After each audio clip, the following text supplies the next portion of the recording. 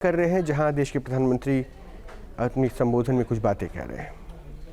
60,000 करोड़ रुपए की पीएम सेतु scheme launch हुई है। आज से महाराष्ट्र सरकार ने सैकड़ों आईटीआई और तकनीकी स्कूलों में नए प्रोग्राम का शुभारंभ किया है। इसके स्कूलों में पढ़ने वाले बच्चों को भी drone, robotics, electric vehicle, solar energy, green hydrogen ऐसी अनगिनत नई टेक्नोलॉजी की ट्रेनिंग मिल पाएगी। मैं महाराष्ट्र के युवाओं को बहुत बहुत शुभकामनाएं देता हूं। साथियों, आज इस बड़े अवसर पर मैं महाराष्ट्र के सपूत लोक नेता दीबा पाटिल जी को भी याद कर रहा हूं। उन्होंने समाज के लिए, किसानों के लिए जिस सेवा भाव से काम किया वो हम सभी के लिए प्रेरणा है। उनका जीवन समाज जीवन में काम करने वालों को हमेशा प्रेरित करता रहेगा। साथियों, आज पूरा देश विकसित भारत के संकल्प की सिद्धि में जुटा है। विकसित भारत यानी जहां गति भी हो और प्रगति भी हो, जहां लोक हित सर्वोपरि हो, जहां सरकार की योजनाएं देशवासियों का जीवन आसान बनाए। अगर आप बीते 11 वर्षों की यात्रा पर नजर डालें तो भारत के कोने कोने में इसी भावना से तेज गति से काम हो रहा है।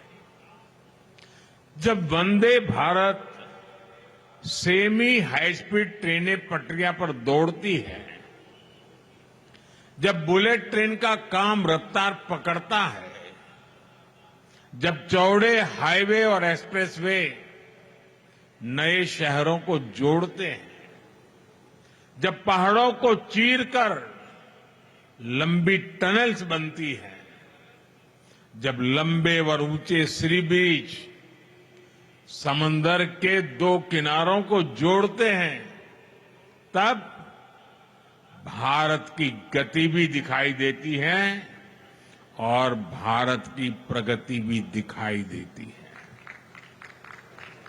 तब भारत के नौजवानों की उड़ान को नए पंख लगते हैं। साथियों, आज का कार्यक्रम भी इसी सिलसिले को आगे बढ़ा रहा है। नवी मुंबई इंटरनेशनल एयरपोर्ट एक ऐसा प्रोजेक्ट है जिसमें विकसित भारत की झलक है। ये छत्रपति शिवाजी महाराज की धरती पर बना है और इसका आकार कमल के फूल जैसा है। यानी ये संस्कृति और समृद्धि का जीवंत प्रतीक है। इस नए एयरपोर्ट से महाराष्ट्र के किसान यूरोप और मिडिल ईस्ट के सुपरमार्केट से भी जुड़ जाएंगे। यानी किसान की ताजा उपज, फल, फूल, सब्जी और मछुआरों के उत्पाद तेजी से ग्लोबल मार्केट तक पहुंच पाएंगे। इस एयरपोर्ट से यहां आसपास के छोटे और लघु उद्योगों के लिए एयरपोर्ट की लागत कम होगी। यहां निवेश बढ़ेगा, नए उद्योग, नए उद्यम लगेंगे। मैं महाराष्ट्र और मुंबई के सभी लोगों को इस एयरपोर्ट की बहुत बहुत बधाई देता हूं। साथियों, जब सपनों को सिद्ध करने का संकल्प हो, जब देशवासियों तक तेज विकास का लाभ पहुंचाने की इच्छा शक्ति हो, तो नतीजे भी मिलते हैं। हमारी हवाई सेवा और इससे जुड़ी इंडस्ट्री इसका बहुत बड़ा प्रमाण है।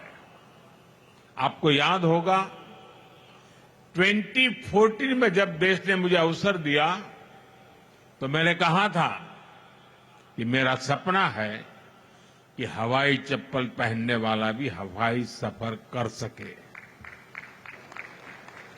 इस सपने को पूरा करने के लिए बहुत जरूरी था कि देश में नए नए एयरपोर्ट बनाए जाए।